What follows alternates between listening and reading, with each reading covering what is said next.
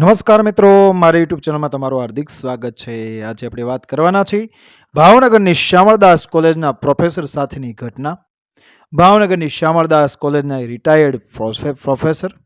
નામ તો હતું એમનું અમરશીભાઈ સી પાઠક, એસી પાઠક, પણ કોલેજમાં બધા એમને એસી કહેતા, ઘરમાં પણ બધા એમને એસી જ કહેતા. પત્ની સવિતા સુધા, અને ખરેખર એસી સ્વભાવે પણ એસી જેવા જ હતા. ઠંડી પ્રકૃતિના, કોઈના પર ક્યારેય ગુસ્સો ન કરે. ધાર્યું કામ થાય તો આપની ખુશી, અને ધાર્યું કામ ન થાય તો ઈશ્વરની ખુશી, એમ એ હંમેશા કહેતા. પોતાનું આખું જીવન એમણે એ કોલેજના સમર્પિત કરી દીધેલું. કોલેજ સિવાય ન એમને બીજો કશો રસ, ન બીજી કશી પળોજણ. ક્યારેક તો સવિતા મીઠા શબ્દોમાં કહેતી, મેં તો એવું સાંભળ્યું હતું કે પુરુષો સ્ત્રીને પરણતા હોય છે, પણ તમે કોલેજને પરણ્યા છો. સવી એસી હસી પડતા, એવું નથી, પરણ્યો છું તારી સાથે જ. તું મારી પત્ની છે અને કોલેજ મારી માં છે. હવે તું જ કહે, માની સંભાળ રાખવી એ ગુનો છે? સવિતા ચૂપ થઈ જતી. 25 વર્ષની ઉંમરે ટ્યુટર તરીકે કોલેજમાં દાખલ થયેલા. આજે 60મા વર્ષે કોલેજના કેમ્પસમાંથી જ નહીં, કોલેજના હૃદયમાંથી બહાર નીકળવાનું બન્યું. એ એસીથી સહન નથી. જાણે કે જિંદગી જ લૂંટાઈ ગઈ હોય એવું એ અનુભવવા લાગ્યા. કોલેજથી જ્યારે ઘેર આવે ત્યારે પણ હાથમાં પુસ્તકો અને વિદ્યાર્થીઓ માટે તૈયાર કરેલા પેપરો સિવાય બીજું કશું ન હોય. પત્ની સાથે બેઠા હોય ત્યારે પણ એમની વાતોમાં કોલેજ, શિક્ષણ અને વિદ્યાર્થી જ હોય. હસીને એમાં કહેતા, સવઈ, આજે તો મેં મારા પ્રિન્સિપાલને કહી દીધું કે છોકરો ગમે તેવો તોફાની અને અડિયલ હોય તો પણ એને ભણવાનો હક છે. તમારા કહેવાથી હું કોલેજમાંથી કાઢી નહીં મૂકું. અને એવા વિદ્યાર્થીઓ વર્ષો પછી કાં તો મોટા સાહિત્યકાર બન્યા હોય કે કાં તો મોટા ઉદ્યોગપતિ બન્યા હોય. એ જોઈને એસીના હૈયે ટાઢક પડતી. રાત ને દહાડો એમને કોલેજનું પરિણામ ઊંચું લાવવાના જ વિચારો આવે. સીએનું જ ચિંતન, સપના પણ એના જ આવે. આટલા વર્ષની નોકરીમાં એસીએ ક્યારેય લાંબી રજા નથી લીધી. કદાચ રજા લેવી પડી હોય તો પણ કોલેજના આ કામ માટે લીધી હોય. સાળીના લગ્નમાં પણ સવિતા એકલી જ ગયેલી. સોનાની વીંટીને વહાલ છાંટેલી એકાદ કવિતાએ એસીની હાજરી પુરાવી. સારા માટે આ પ્રસંગે જાતે જ જઈ શકતા નહીં, પણ તાર કરીને શુભેચ્છા કે દિલસોજી તો એ અચૂક પાઠવતા. સંબંધોના સુખડ એમણે જિંદગીભર વાવ્યા. એકનો એક દીકરો, પણ એને હોસ્ટેલમાં રાખીને જ ભણાવ્યો કે જેથી કરીને કોલેજની પ્રવૃત્તિઓમાં ક્યારેય નાની મોટી ખલેલ ન પડે. એસીએ જેટલા નવ સંબંધો વાવ્યા અને ઉછેર્યા એ બધા કોલેજને લીધે જ, અને જેટલા કરમાઈ ગયા એ પણ કોલેજના કારણે જ. હાથમાં રિટાયરમેન્ટનો ઓર્ડર અને આંખોમાં આંસુ. સવિતાથી આ દ્રશ્ય સહન ન થયું.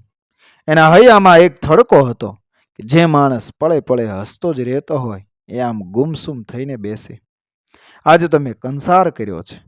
સવિતાએ એસીને વિચારોના ઊંડા દરિયામાંથી બહાર કાઢવાનો પ્રયત્ન કરતા કહ્યું કે મને ખબર જ હતી કે કોલેજમાં આજે તમારો છેલ્લો દિવસ છે અને આવતીકાલથી તમે નવી જ જિંદગીનો પહેલો અધ્યાય શરૂ કરવાના છો. એટલે એના મનમાં આજે મેં કંસાર કર્યો છે. ઊભા થાવ, જમી લઈએ. એસીએ ઊભા થઈ રિટાયરમેન્ટ ઓર્ડરને કબાટમાં મૂકતા સવિતાને કહ્યું, સવી, મને ખબર ના પડી ને જિંદગી પૂરી થઈ ગઈ. નોકરી પૂરી થઈ છે, જિંદગી નહીં. સવિતાએ હસીને કહ્યું, જિંદગી તો આપણી હવે શરૂ થશે. મેં તો કલ્પના જ નહોતી કરી કે આ કોલેજ, જે સંસ્થાને મેં મારી માં માનીને એની સેવા કરી, એ જ મને આમ એસીથી ડૂસકું મુકાઈ ગયું. તમારી લાગણી હું સમજી શકું છું, સવિતાએ કહ્યું, પણ ઉંમર તો ઉંમરનું કામ કરે ને. એક દિવસ તો રિટાયર થવાનું જ હતું ને. સાચું કહું, એસીને આંખો લૂછતા કહ્યું, હું તો એમ જ માનતો હતો કે આ કોલેજમાંથી મને ક્યારેય જાકારો નહીં મળે. તમને જાકારો ક્યાં મળ્યો છે? સવિતાએ સાંત્વના આપતા કહ્યું, ઉલટાના તમારે કોલેજના વ્યવસ્થાપક મંડળનો અને સરકારના નિયમનો આભાર માનવો જોઈએ કે તમને નવી જિંદગી જીવવા માટે ગોઠવણ કરી આપી. સવી, એસીએ નિસાસો નાખ્યો, થીંગડું વસને મરાય, જિંદગીને નહીં. આપની જિંદગીનું વણાટ પૂરું વણાયું પણ ક્યાં છે? સવિતાએ દિલાસો આપ્યો. વસ વણાયા પહેલા જ થીંગડાની વાત કરો છો. લાગે છે કે હું જીવો એવું હવે નહીં જીવી શકું. ખુરશી પરથી ઊભા થઈ આંટા મારતા એસીએ કહ્યું, જેના માટે મેં શ્વાસ ભર્યો એ જ મારો શ્વાસ લઈ લેશે. સપને વિચાર્યું નહોતું કે એક દહાડો મારે આ રીતે પણ જીવવું પડશે. હું જીવતો હોવ અને કોલેજમાં ન હોવ એ શક્ય જ નથી. સવી, હવે મને તું એકલો ન મૂકતી. કોણ જાણે કઈ ઘડીએ હું કોલેજ માટે, તમારા વિદ્યાર્થીઓ માટે તમને આટલો ઊંડો પ્રેમ છે એ મારા માટે ગૌરવની વાત છે. સવિતાએ કહ્યું, પણ તમે કેમ ભૂલી જાઓ છો કે જેનો ઉદય છે એનો અસ્ત પણ છે, જેનો આરંભ હોય એનો અંત પણ હોય. અંત હોય પણ આવો ન હોય સવી, આવો અંત ન હોય. બોલતા બોલતા એસીને જાણે હાફ ચડી હોય એમ છાતીની ધમણ ઊંચી નીચી થવા લાગી. આ તો એવો અંત છે સવી કે તમને મારા સમ છે. સવિતાએ એસીના હોઠ પર હથેળી દાબતા કહ્યું, તમને અશક્તિ જેવું લાગે છે? થોડી વાર આડા પડો, આરામ કરો. સવી, એસીએ આડા પડતા કહ્યું, આવી પડેલો આરામ મને મારી નાખશે. મારે હજી જીવવું છે. કેટલા વિદ્યાર્થીઓ મારી રાહ જોઈને બેઠા છે. મારે એમને મળવું છે. મળીશું.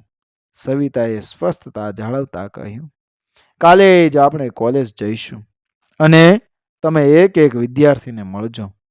પણ અત્યારે જમી લો. લો, હું થાળી પીરસી લાવું. એકાદ બે કોળિયા જમ્યા અને એસી ઊંઘી ગયા. સાંજના 6:30-7 વાગે હમણાં આવું છું કહીને એ પોતાની કોલેજ તરફ ચાલવા લાગ્યા. અડધા પોણા કલાક પછી એસી ઘરે આવ્યા. સવી, કાલે તું મને કોલેજ લઈ જઈશ ને? હા, કાલ તો પડવા દો. કાલ તો પડવાની જ છે, પણ એ કાલ પછી આપણે અહીં ભાવનગરમાં નથી રહેવું. અમદાવાદ ચાલ્યા જઈશું દીકરાના ઘરે. અહીં રહું તો કોલેજ જવાનું મન થાય ને. મારા મનની જ વાત કરી તમે. સવિતાબેને ખુશ થઈને કહ્યું કે થોડા દિવસ એ અમદાવાદ રહેવા જઈશું. થોડા દિવસ નહીં સવી. એસીએ કપાળ પર આડો હાથ મૂકી આંખ બંધ કરીને કહ્યું, કાયમ માટે. મારે કાયમ માટે આ શહેર છોડી દેવું છે. તમે કહેશો તેમ કરીશું. અત્યારે સૂઈ જાઓ. વહેલી સવારે ઉઠીને સવિતાબહેને રેડિયો ચાલુ કર્યો. સવિતાબહેને આજે ખુશ હતા. વિદ્યાર્થીઓને મળવા માટે એસીને લઈ જવાના હતા ને. તમે ઉઠો હવે. સવિતાબહેને રેડિયોમાંથી વહેતા ભજનના સૂર સાથે સહ મિલાવતા કહ્યું, તું જ વિના ઘેનમાં કોણ જાશે? હું તમને કહું છું, વિદ્યાર્થીઓ મળવા કોલેજ નથી જવું? સવિતાબેને રજાઈ ખેંચી તો એસી બિહામણી લાગે એવી ખુલ્લા આંખે છત તાકી રહ્યા હતા. કાયમ માટે શહેર છોડવાનું કહેનારા આજે જિંદગી જ છોડી ગયો. મિત્રો, વિડીયો પસંદ આવ્યો મારી ચેનલ સબસ્ક્રાઈબ કરો, ફોલો કરો, શેર કરો. મળીએ આવી જ ઘટનાને પ્રેરણાદાયક વાર્તાઓ સાથે આગળના વિડીયોમાં. જય શ્રી કૃષ્ણ. રાધે રાધે.